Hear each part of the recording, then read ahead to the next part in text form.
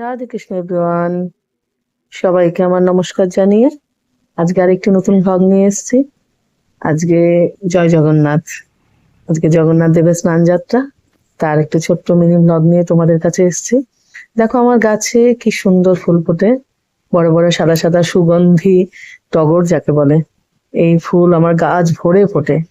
তো আমি আজকে ভগবানের স্নান যাত্রা যেহেতু, তাই অনেক ফুল তুলেছি গাছের, টগর, জবা, নীলকণ্ঠ, যত রকমের ফুল আছে সব ফুল তুলে সুন্দর করে ভগবানকে পুজো দিয়ে আমাকে আবার মন্দির যেতে হবে আজ, কেননা আজ ভগবানের স্নান যাত্রা, ভগবানকে স্নান করাতে হবে। জগন্নাথ, সুভদ্রা, বলদেব আজকে শুভ আগমন আমার প্রভুজির। তো রথের শুভারম্ভ এই স্নান যাত্রা থেকেই হয়। তো আমি সকাল সকাল উঠে সব গাছ থেকে এক ঝুড়ি ফুল তুলেছি, তুলে তুলসী পুজোর আগে সবার আগে সেটা করে তারপরে আমার ভগবানের নিত্য সেবা দিয়ে, আমার ঘরেও জগন্নাথ দেব বিরাজ করেন, তাকে পুজো দিয়ে সব কর্ম সেরে তারপরে আমি গেছি আমাদের স্থানীয় বাঙালি মন্দির বলে ওখানে। তো বাঙালি মন্দিরে ইসকনের তরফ থেকে মহা সমারোহে স্নান যাত্রার আয়োজন করা হয়েছে ভগবানজির জন্য। তো সেখানে আমি অংশগ্রহণ করতে পেরে নিজেকে অনেক ভাগ্যবান মনে করি। এরকম মহতি একটা সুন্দর অনুষ্ঠানে আমি অংশগ্রহণ করতে পেরেছি। এই যে শুরু হয়ে গেছে প্রথমে ভগবানের আরতি দিয়ে, তারপরে ষোড়শ উপাচারে ভগবানকে স্নান করানো হয়েছে। তো এই গল্পটা তো সবাই যেন, আজকে ভগবান অনেক স্নান করবেন। তো ষোড়শ উপাচার জানি না কত কি বলবো, কটা বলবো, তো যারা জানেন তারা তো জানেনি। তো সুন্দর করে ভগবানকে ষোড়শ উপাচারে সুন্দরভাবে স্নান করানো হলো। তারপরে আমের রস, তরমুজের রস, ঘৃত, মধু, চন্দন, দই, দধি, দুগ্ধ, মানে কিছু কি বলবো, এত সুন্দর লাগলো।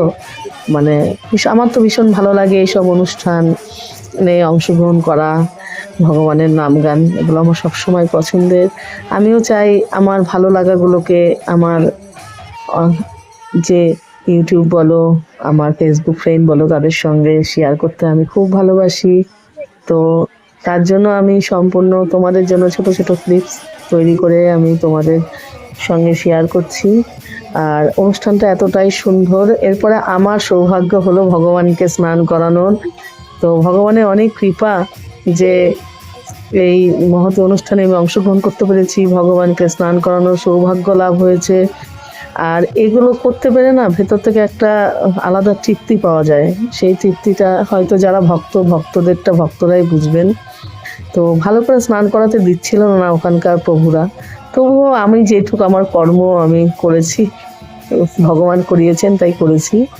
তো ভগবানকে সুন্দরভাবে স্নান করিয়ে তার চরণামৃত্যু গ্রহণ করে আমার পুজোটা সম্পূর্ণ হয়েছে।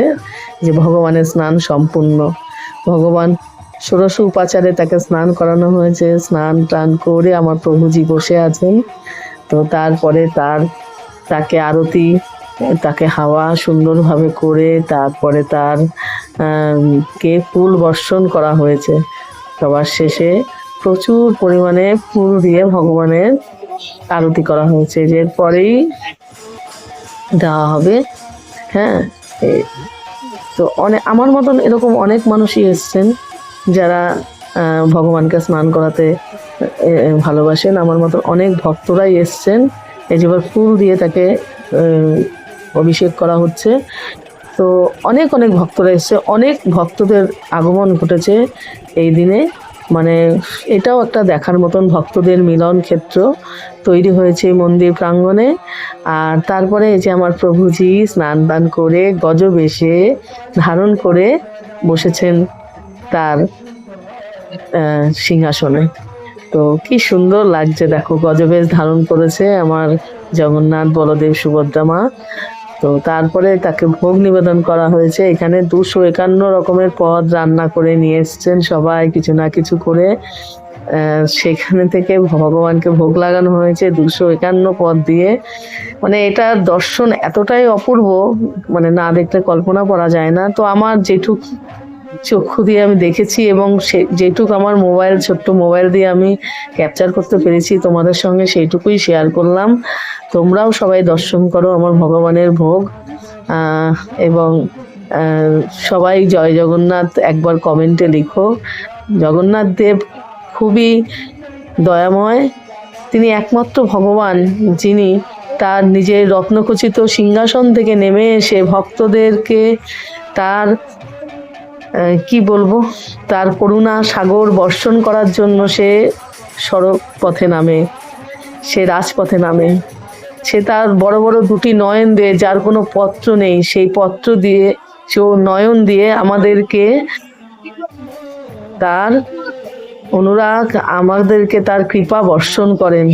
জগন্নাথ দেব প্রচণ্ড দয়ালু ভগবান, যিনি ভক্তদের জন্য নিজের রাজ সিংহাসন ছেড়ে পথে নামেন। এই শুভ রথযাত্রা হতে আর 15 দিন বাকি। আজকে প্রভুজি স্নান করে অসুস্থ হয়ে পড়বেন, তারপরে 15 দিন পর মহাসমারোহে আমাদের রথযাত্রা হবে।